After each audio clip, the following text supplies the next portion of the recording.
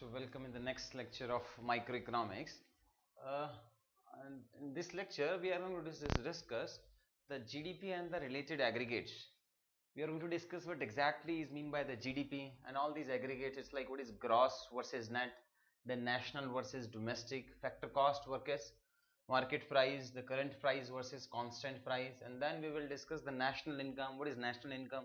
The methods to measure the national income, which method is being used in India to measure the national income, and some historical perspectives we will discuss, which all items are included in national income, which all items are not included in national income. This topic is highly factual and more relevant from exam perspective. Then we will discuss few definitions which are related to the national income. So first of all, we will start with what do you mean by the GDP, the word GDP. So GDP is nothing but, suppose this is an economy and this economy is producing 1 lakh items in 2016 and 17. So whatever is the money value of all these items, suppose you are producing this, you are producing this, all these different items you are producing. You are producing this marker as well as this marker, this board, this fan, this projector, and all these things. So whatever is the money value of all these goods and services which this economy is producing in one financial year, that is known as the GDP of that particular economy. Now within this GDP, we have the full form of GDP is gross domestic product. So first is gross, second is domestic, and product is common. So first one is gross versus net. So we can say GDP versus NNP. The second one is national versus domestic. So we can say, what do you mean by national, what do you mean by the domestic? So GDP, first we will see the definition. GDP is nothing but the money value of all the goods and services produced in the domestic territory of this economy in one financial year. So the word domestic territory comes. Domestic territory means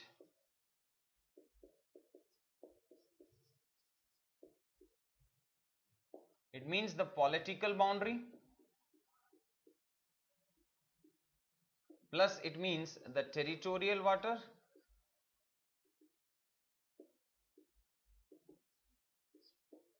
plus it means embassies, net embassies.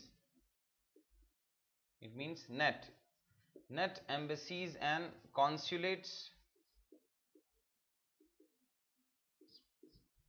plus it means the aviation plus shipping vehicles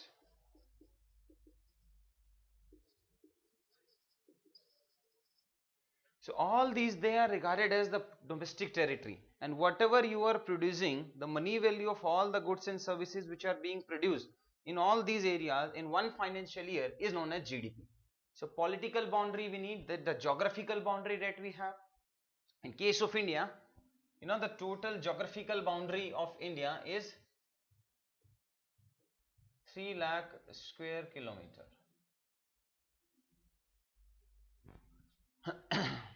Roughly that is 3.3 lakh square kilometer. That is what the domestic territory, but the political boundary is 3 lakh square kilometer.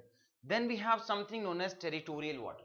To understand the concept of territorial water, you have to understand one United Nation Convention, that is known as United Nation Convention on Law of Sea 93-94. So this UNCLOS or UNCLOS, they defined these new terms, that is known as the territorial water, then the contiguous zone, then the exclusive economic zone, the internal water, and all this. So suppose this is the geographical territory of India. This is what the southern geographical territory. So we have all these crusts and troughs. So the line connecting all these dots, this line is known as the baseline. And the water, the area which comes between this geographical area and baseline is known as internal water. States laws are applicable, whatever the respective state. For example, if we have Kerala is there, Tamil Nadu is there.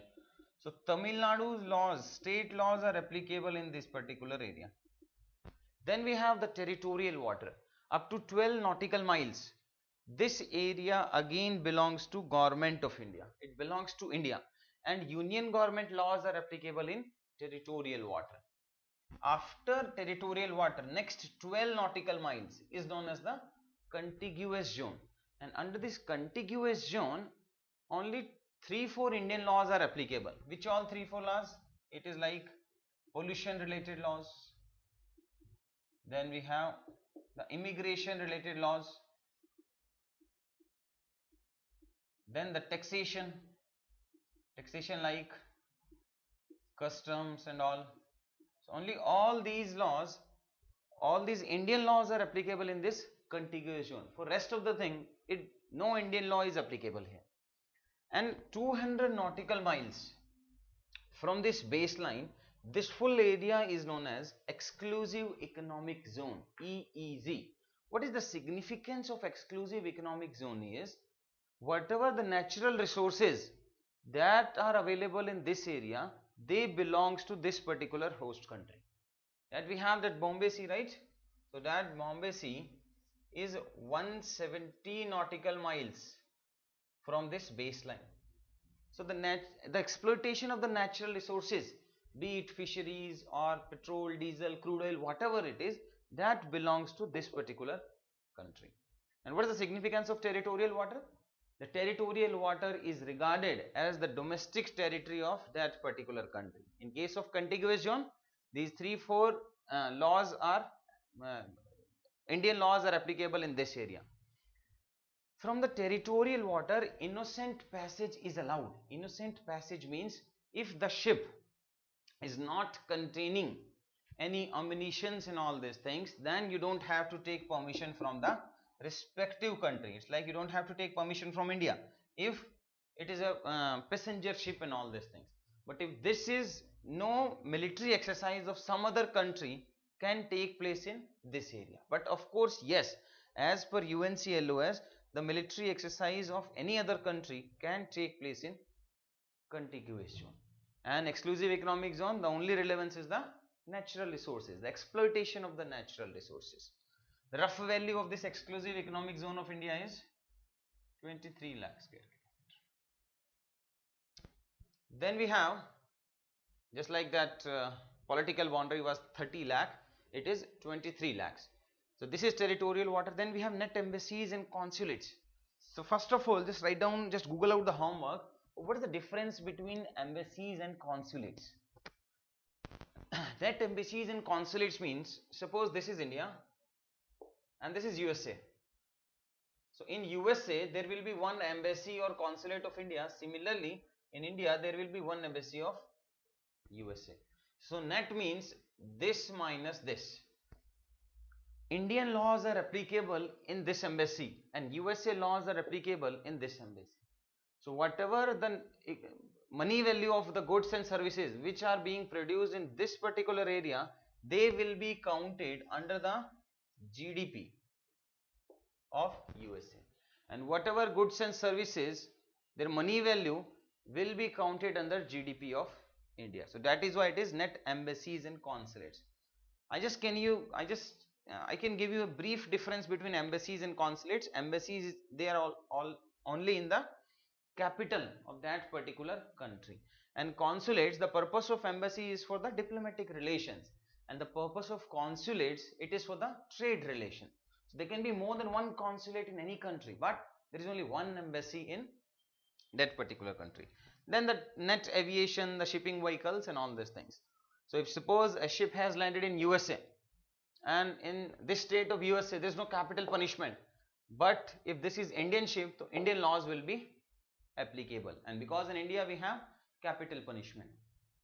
There was an issue that was related to some two marines of Italy, and Supreme Court said that they have to come back to India, and a lot of issues were going on, and because India allowed that these marines, they can go back to their own country, that is why that Italy supported India's say, or in Italy did not opposed the inclusion of India in the energy, the present issue that is going on, but the China is opposing. So what the Italy said they shot, that Italy Marines shot the Indian fishermen here. It means in the contiguous zone. And India said they shot Indian fishermen in this territorial water. So Italy said they killed here so that international laws will be applicable. And as per international laws, they will be the prosecution that will take place in the respective country. It means in the Italy only they will be prosecuted. But if this is true, if this happened in territorial water which India is claiming, so they will be prosecuted as per the union government law. So capital punishment is there in India, that is not there in Italy. That was the major fear. But anyways, finally due to that diplomatic relationship, now Supreme Court allowed to go back, allowed both these marines to go back to their respective countries. Then we have, this is what the basic is. Then this four things, gross versus net, and then there is a permutation and combination of these four things only. Gross versus net. First one is, so net equals to gross minus depreciation, or it is also known as consumption of fixed capital assets.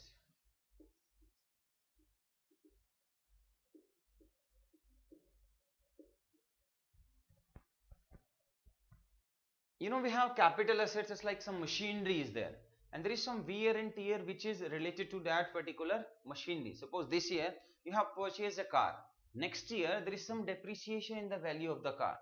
So that depreciation in value is known as the consumption of fixed capital assets.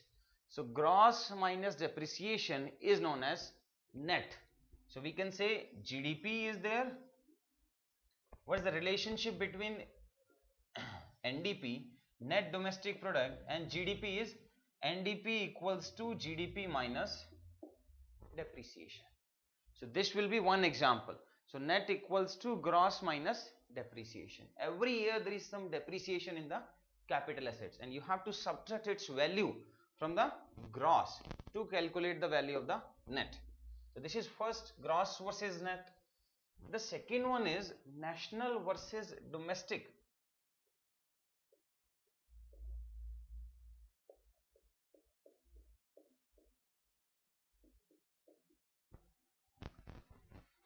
Before this national versus domestic, we will understand this. We have one concept that is known as net factor income from abroad. Net factor income from abroad. It means, suppose this is India and this is Germany. There is one German citizen in India and there is one Indian citizen or Indian company based in Germany. Net factor income from abroad means Indians abroad sending money back to India.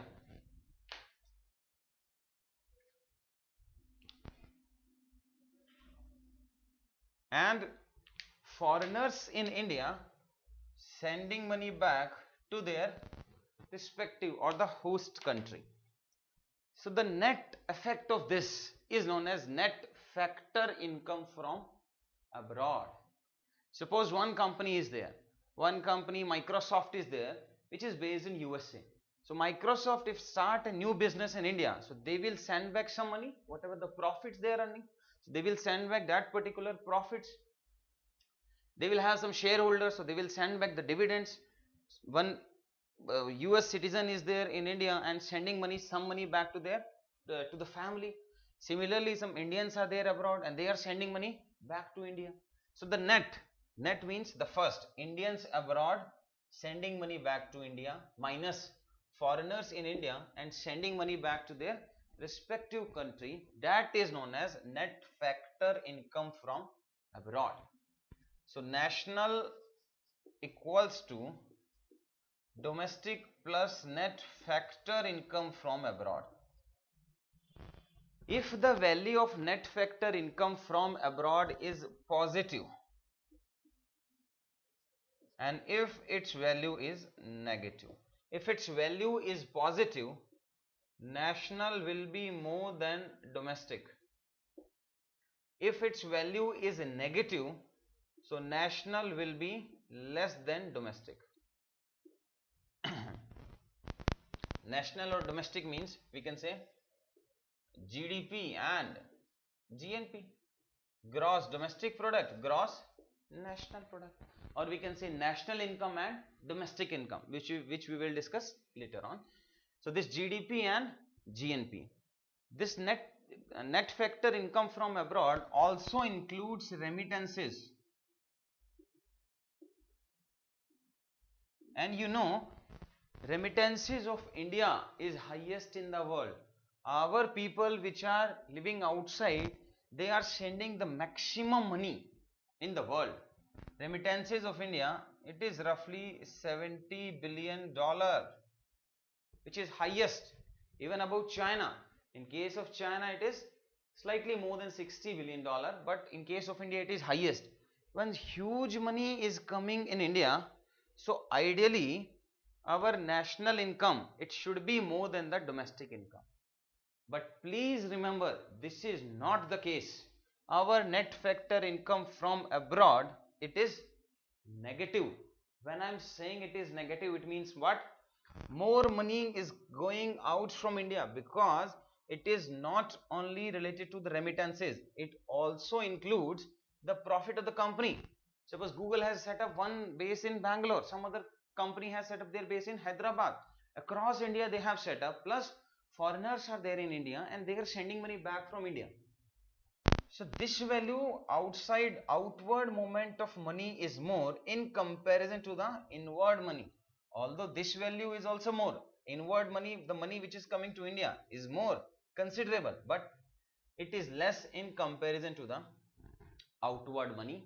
That is why net factor income from abroad is negative in India. Usually in developing countries, we can classify into developing and developed. In developing countries and developed countries, tell me, NFIA will be positive in developing countries or it is negative? Ideally, generally I am asking, it is negative for developing countries. Usually in developing countries, net factor income from abroad is positive, because in developed countries the residents are living and they are sending money back, and in developed countries usually it is negative. And across world this is the scenario, but again India is exception. So in India, although the money which is coming, remittances is highest and all, but still the outward money is more, and that is why NFIA in case of India is negative, and that is why national income is less than domestic income. This you have to remember. So this is what the net factor income from abroad and the national versus domestic relationship, national equal to domestic plus NFIA. Then the next one is factor cost versus market price.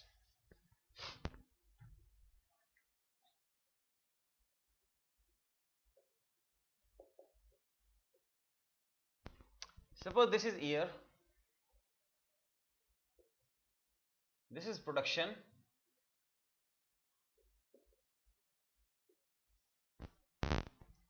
then this is cost of production excluding the tax. Then suppose there is some indirect tax, excise and all. There can be some subsidy, then there will be market price, and that will be GDP at market price.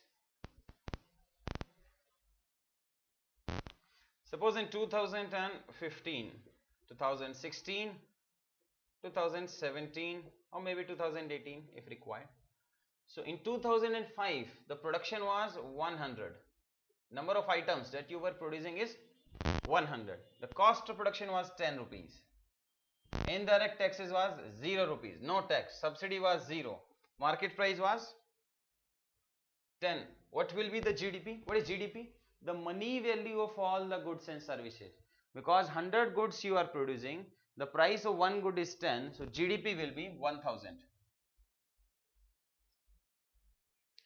In 2016, again the production is 100, cost of price is 10 only, government levied some excise duty, maybe 5 rupees, subsidy is 0, market price will be 15, GDP is 1500.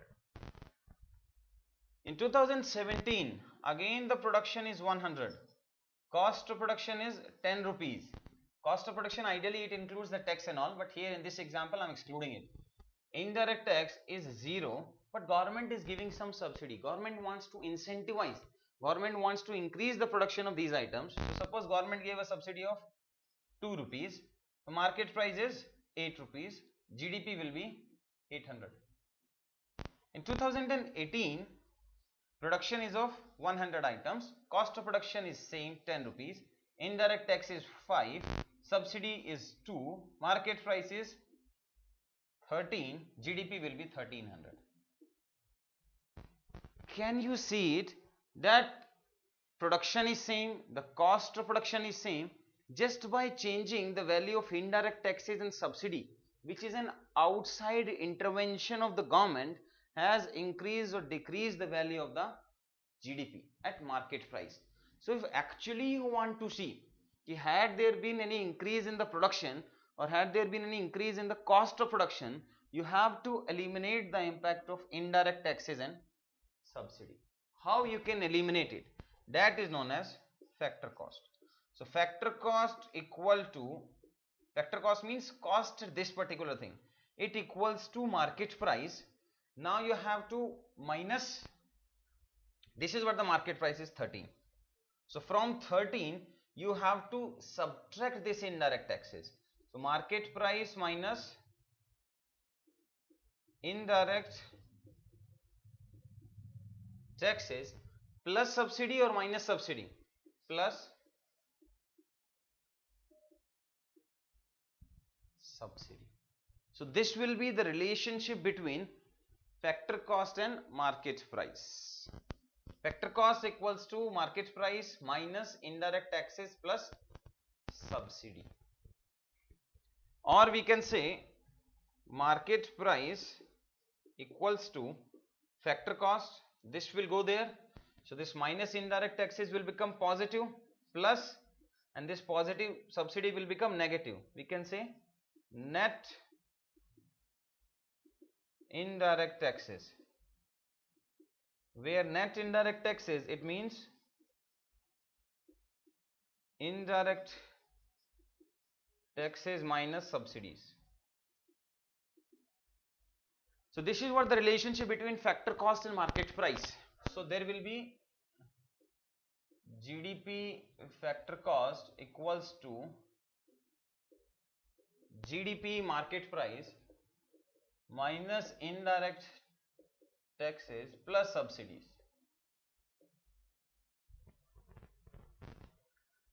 Or we can say market price equals to factor cost plus net indirect taxes, which means indirect taxes minus subsidies. So just like here, there is an impact of indirect taxes and subsidy on the final value of the GDP at market price. Similarly, in this case, current price versus constant price, it is possible that because of inflation, the production is same. Because of inflation only, the cost of production has increased. So if you want to eliminate the impact of inflation, and if you want to actually check the value of GDP, you have to eliminate the impact of inflation, and that is what current price versus constant price will do. So GDP at constant price equals to GDP at current price. So GDP at current price will be available in the market, because goods and services, they are being sold at the current prices. They will not be sold at the constant prices. They will not remove the impact of inflation. It is only a theoretical concept, just to compare the things. GDP at current price upon GDP deflator. So this is a new concept. GDP deflator. So now GDP deflator is again an index, just like we have WPI, we have CPI. So GDP deflator is going to give you the value of inflation, and by dividing that particular thing from the GDP current price, you will get the value of GDP at constant price. So GDP deflator is an index to measure inflation. Now there will be few positives and there will be few negatives of this index. Just like in case of WPI, the negative was WPI does not include services. And what was the negative CPI? There are a hell lot of indices for CPI, more than 10 indices we discussed. CPI industrial worker, CPI urban non-manual employees, agriculture labor, rural labor, CPI headline, CPI core. Then we discussed the new indices, CPI rural, CPI urban, CPI all India, core CPI. So all these n number of indices were there. So the positive of GDP deflator is, but one more negative of CPI and WPI was they were based on the fixed basket. Whatever is the value of these items this month, whatever is the value of these items the next month, you will compare only these items, and you are not counting all these things, because every month you have to give the data. The data collection will be a major problem. So in case of this GDP deflator, the positive thing is no such list is there, automatic inclusion is there. All the items which you are consuming, the price of all these items will be compared when the GDP deflator is being calculated by CSO, Central Statistical Organization. So all items will be automatically added. So in the month of winter, this heater and all will be automatically added. In the month of summer, AC will be automatically added. So that is the most comprehensive indices to measure the inflation in any economy. Then what is the negative? Why they are not counting it? Why RBI is not using it? Because in this case only 676 items is there. In case of this, you are saying all these items are there. Whatever we are consuming, their prices are being compared. The negative is delay. It comes every month. It comes after every 3 months. So for the month of Jan, Feb, March, data collection is going to take place, and Jan, Feb, March data will be combined, and then they need 2 extra months to accumulate the data. So finally March, then we have April, then we have May. So 2 months will be used to find out the data, and finally in the month of June, the value of GDP deflator will come. It means what was the inflation in January, you will come to know in June only. So that is too late, because what RBI wants that monetary transmission. It means whenever the situation comes, they will increase or decrease the money supply in the economy. But here the data is delayed. The late data will be coming. So if had there been more inflation in January, RBI will get to know only in the month of June, because data will come in June. So that is why this GDP deflator is not being used by RBI for inflation related policy making. Otherwise, GDP deflator is the most comprehensive index to measure inflation in Indian economy. The one more negative is the imported items. The price of imported items is not being counted. Only the domestic items, they are being compared, not the imported ones. And we know we import more than $450 billion annually. So their price is not being compared. So this is what we have, the GDP deflator, and this is what the current price versus constant price, and this is the relationship between current price and constant price. The next we will discuss the national income versus domestic income. When we say the national income of India is this, the domestic income of India is this, what exactly it means in this way is, national income is nothing but it is NNPFC. This is known as the national income. Net national product at factor cost is known as national income. Now this NNPFC, it can be at current price or it can be at constant price.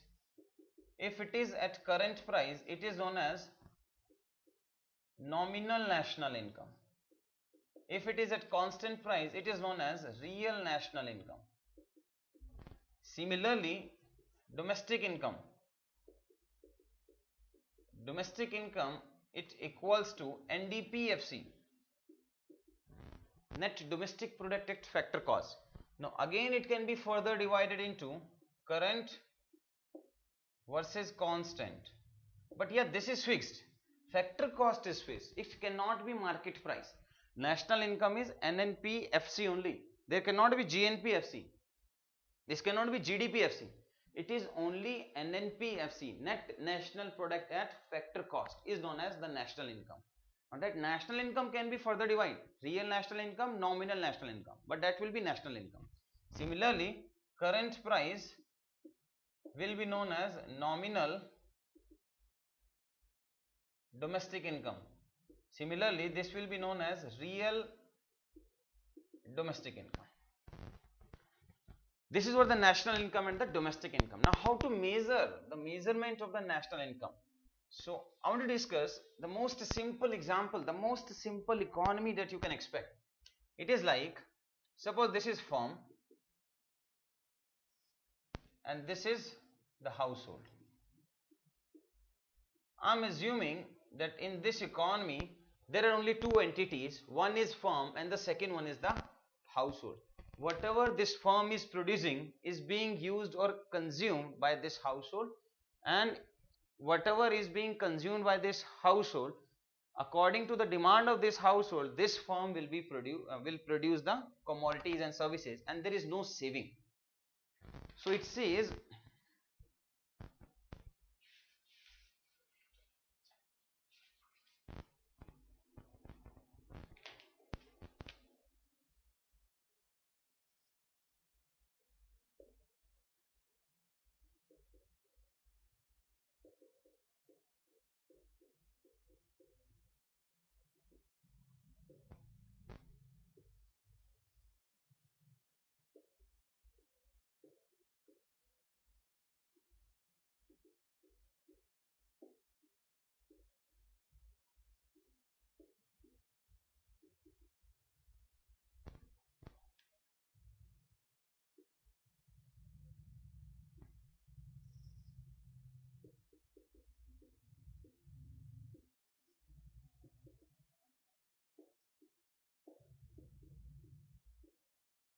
suppose this household is giving the factor services, some because they have to work in this firm because there is only one firm. So this household is working in this firm, giving the factor services, the wages and the labor and all. Against this firm is giving you some income. When you have this income, you will do the expenditure, and on what all items you are doing the expenditure, by speculating these things or by knowing these things, this company, this firm will do the production of only those goods and services. So this is a closed economy having no savings and no external factor except this firm and this household. Then we have one more concept that is known as factor inputs. Now there are four factor inputs in any economy. First one is land, then we have labor,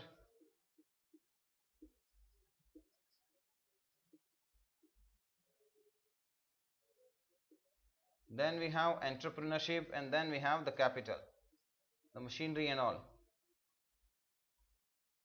So for any business organization, land is required, then we have the labor is required, then the entrepreneurship is required, and the capital is required. There are a few non-factor inputs. It is like transportation, raw material. For example, you are involved in some services, some saloon, so no raw material is required, only you have to give the services. No transportation is required. But even to start a saloon, you need some land, you need a labor, you need some entrepreneurship, who owns that particular saloon, and you need capital, you have to buy the equipment. So to start any particular business, you need these four basic things. That is why they are known as the factor inputs. So these four are also regarded as the factor input of production. So to measure the national income, suppose what I am saying is, Suppose this household increases the expenditure. If A increases, the expenditure they increases. Then when the expenditure will increase, the production of the item will increase. And when the production of the item is increasing, income of the household is going to increase, because to increase the production they need more manpower and all. And when more manpower or more number of hours one particular labor will be involved, the firm has to pay more income. So when A increases, B will increase, finally it is going to increase the C. But please don't try this thing at your own level. Don't say that when I will increase the expenditure, this particular company will start increasing their production and finally my income is going to increase. That is not going to happen. What is the reason? The reason is, it does not, this particular principle is not possible at microeconomic level. It is a macroeconomic concept. When the full economy started thinking that we want to increase the expenditure, this is what the resolution of the how to overcome recession. That is what the government intervenes. When the government will intervene during recession, so the expenditure will increase. When the expenditure will increase, the production of goods and services will be increased, and finally the income of the households will increase. And when their income increases, again the expenditure will increase. So it becomes a vicious cycle. And when again expenditure will increase, they will be increase the production of goods and services. So this is the reason the government intervenes to increase this particular expenditure. So this is possible. This is possible only and only at the macroeconomic level. So can we say the expenditure is equal to production is equal to the income at macroeconomic level? So if you want to calculate the national income, you can use any of these three methods. You can use the expenditure method, you can use the production method, or you can use the income method. Wherever the data is easily available, you can use that particular method, because ideally all are same. So which all methods are being used in India? Because data collection is a major problem. Suppose one sector is there, that is industry, small industries are there. So in that you cannot collect the data easily. National income method cannot be used. Suppose MSME is there, and this MSME is giving some salary to the employees. When I am saying I want to use income method in this case, but no accounts are being maintained by this MSME. When no accounts are maintained, you cannot rely on anything. So this employee method, national income method cannot be used in case of MSME. So which method can be used? Production method can be used, because they must be maintaining some amount of this register which are related to their production. So similarly, for different sectors, any economy is divided into three major sectors. The first one is the primary sector, the second one is the secondary sector, and the third one is the tertiary sector. Primary means agriculture plus allied. Allied means this forestry, social and all these things. The second one is mining plus quarrying. Quarrying means collection of precious stone. So national production method is being used in case of primary articles in India. Then we have the secondary. In secondary we have the manufacturing. We also have the real estate and construction, and we also have electricity, water, gas and all. So the only exception in case of this is this national expenditure method we use, but for manufacturing as well as electricity and gas we use national production method. This data you have to cram, because last year in UPSC they asked, as per the industrial production index, which of the following got the maximum weightage. Such type of factual question UPSC also started asking, just like state PCS and SSC. So all this factual information is now must for each and every exam, be it SSC, state PCS or UPSC. In case of tertiary, think about the state PCS of Maharashtra. They started asking so factual question. Service Act was started from which year? Ad hoc treasury bills, they were removed from which year? Ways and means advances came in which year? Effective revenue deficit comes from which year? So such factual questions has already been asked. Tertiary means we have the hotels, we have transportation, we have communication, we have financial services, we have community services. So all this is there. For tertiary sector in India, we use national income method. So for primary sector, that is agriculture and allied, mining and quarrying, we use production method. For secondary sector, which means the manufacturing or the industries, real estate and construction, electricity, water, gas, for real estate and construction, we use national expenditure method. For rest of these things, manufacturing, industries and electricity, we use again NP, national production method. Then in case of tertiary, we use national income method. But in developed countries, they mostly use national income method.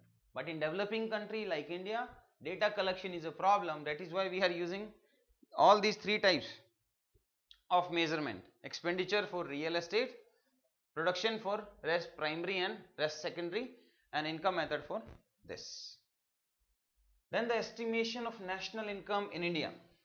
The evolution of estimation of national income in India. So the first estimation of national income was done by Dadabhai Naroji.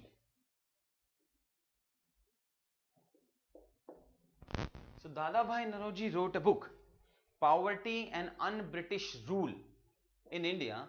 In that Poverty and Un-British Rule in India, Dadabhai Naroji wrote one essay, that is Drain of Wealth.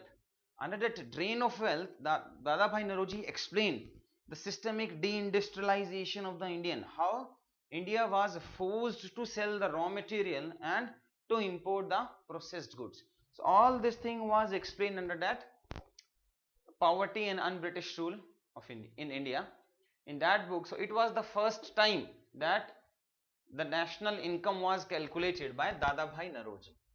Then the first scientific estimate, it was the first estimate. Then we have the first scientific estimate, it was done by V.K.R.V. Rao for 1931-32. Please try to understand, it was the first estimate of national income, it is the first scientific estimate of national income, and the first official estimate of national income was for 1948 and 49. And then the government set up one committee under the chairmanship of Dr. P.C. Mahalanobis to estimate the national income. So this Dr. P.C. Mahalanobis is very famous. He was a very good friend of Mr. Nehru, and from second 5-year plan, the second 5-year plan was very much affected by this P.C. Mahalanobis. P.C. Mahalanobis, he said that the size of the PSU, our mixed economy was there, under which there should be private sector and the government sector. But Mahalanobis said the size of PSU should be very big to give the distributive justice, the equality. It should not be like only the capitalists, the rich people, they are getting all the natural resources. So P.C. Mahalanobis, this guy said that the size of PSUs in India should be huge, and they should be the reason of development, not the big private industries, but big public industries, public sector undertakings. They should be the backbone of the development of India. After that P.C. Mahalanobis, now then the CSO comes, Central Statistical Organization, which comes under MOSPI, Ministry of Statistics and Program Implementation. So under this MOSPI, we have CSO, which now calculates the national income. So this is what the evolution is. Then we have the items which are not included in estimation of national income. So I am only giving you the most relevant one which can be asked in the exam. So the first one is intermediate goods. So suppose you want to make this pen and the first intermediate was only this, and exclusive some other company is making this cap, so these two are intermediate goods. So in this national income these two items will not be calculated because finally they will be counted. So there will be, to avoid the duplication, intermediate goods, they are not being counted. Then we have the transfer payments. This we already discussed. Transfer payments means without any quid pro quo. If the government is giving you some pension, if the government is giving you some subsidy, some scholarship, gifts that you are getting, so in return to all these things that you are getting, you are not giving anything in return. So these things, they are known as transfer payments. I think we discussed already. So transfer payments are not being counted in the national income. Then we have the old and the second hand goods, because we have already counted the new goods. So the old and second hand goods, they are not being counted in the national income, but the brokerage which is being charged, the commission which is being charged by the middleman, that is still being counted in the estimation of national income. Then shares. Everybody says that the share market is going up, share market is going down. If share market is going up, it means India is growing, development is taking place. But the shares, the profits that you are getting from the shares is not being calculated in national income. The reason is, shares is nothing but a speculation. It is nothing, it is just a speculation. So increase in the share prices has not given anything productive to the economy.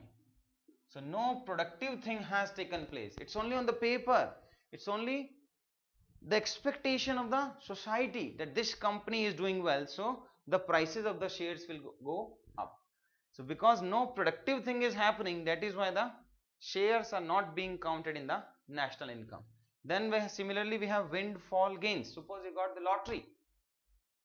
So lottery prizes and all these things, they are also not calculated in the national income, because this lottery you are getting not because you have given some productivity to the economy. This you are getting because of some act. So this windfall gains, they are also not being counted in the estimation of national income. Then we have black money.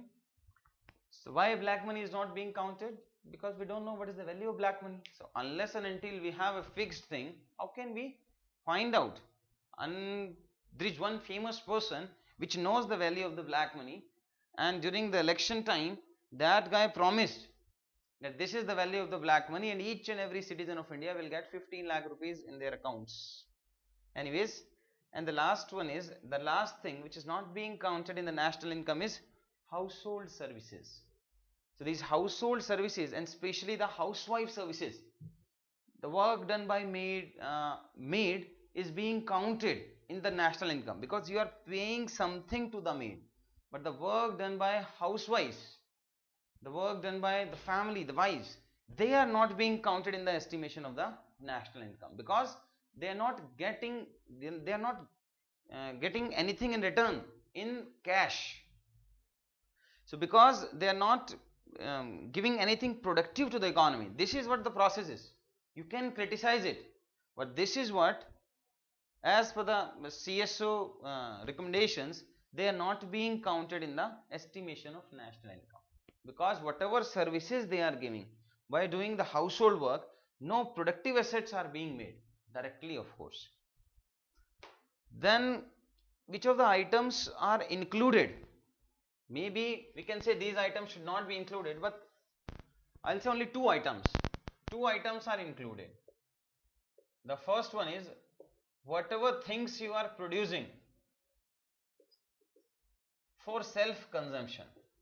Suppose one farmer is there and that farmer is producing 100 kg of wheat for self-consumption.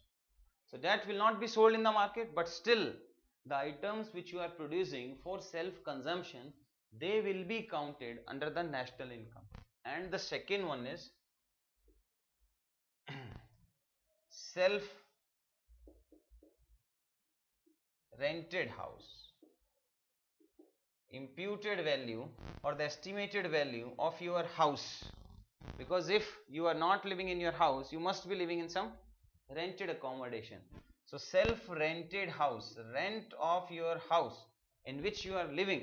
So the estimation of that particular rent will be counted in the estimation of national income. So these two things are different. Of course, all other things are being counted, but whatever you are producing for self-consumption, that will be counted. And the second thing is the estimated value of the rent of your own house, that will be included. Then we have few definitions like national income. So national income, we know the income earned by all the citizens. So first is national income. It is nothing but income earned by citizens, NNPFC. Then the second one is we have the private income. Private income, this national income includes the income earned by citizens, means the government as well as the private. So private income means, it means earned plus unearned. Unearned means transfer payments, whatever you are getting, minus government income. The total income earned as well as unearned by the private citizens only is known as this thing. So we can say it is the national income minus the government income. Then we have third, the personal income.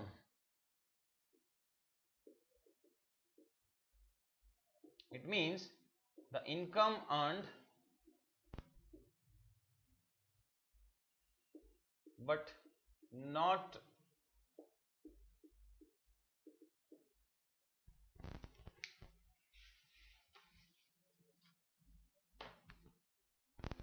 received. So this personal income equals to private income minus income earned but not received. So what is the income that is earned but you are not getting that particular income? It is provident fund, some insurance which the company is giving you. So this private income is there minus this income earned but not received. That is known as the personal income, which is going to the personals. Then we have fourth, the personal disposable income. So personal disposable income means the income actually that is coming to your account. It means personal income minus tax, and that tax is direct tax, of course. So if you are paying some 4,000 rupees tax every month, so that will be subtracted from this personal income, and that will be known as the personal disposable income, which is also equal to the consumption, whatever you are consuming plus the savings, whatever you have saved. And finally the per capita income, which equals to national income upon the population. And this population is the mid-year population. Suppose in 1 year the population of India increased by 2 crore. So whatever the old population plus 1 crore, because the mid-year population you have to count. So national income is the income earned by citizens. It is also known as NNPFC. Then we have the private income. So private income is income earned as well as unearned minus the income of the government. So only the private sector that is earning is known as the private income. Then we have the personal income. Personal income equals to private income minus income earned but not received. So this is like the provident fund. You have earned it but you are not receiving it. Some insurance is there. Then we have the personal disposable income. So personal disposable income is this personal income minus the direct tax that you are paying. The money that is actually coming in your account is known as personal disposable income. Then last we have is the per capita income, which is nothing but the national income upon the mid-year population of the country. So this is what we have, the GDP and the related aggregates, national income and the related concepts. So in the next lecture we will discuss the GDP base year revision, the most relevant topic. Why the government has changed the GDP base year, what actually happened, why it was so much in news that even the RBI governor, the Raghuram Rajan, gave a statement that whatever was done by the CSO, I am not able to understand, because the CSO was not able to justify what actually happened. So all these things, the GDP base year revision, what is the enterprise approach, what is the establishment approach, United Nations system of national accounts, whether it was for the first time that the GDP base year has been revised or it was for the 7th time, actually it was the 7th time, then why it was so much in news in this time only. So all these things we'll discuss in the next lecture. Thanks a lot.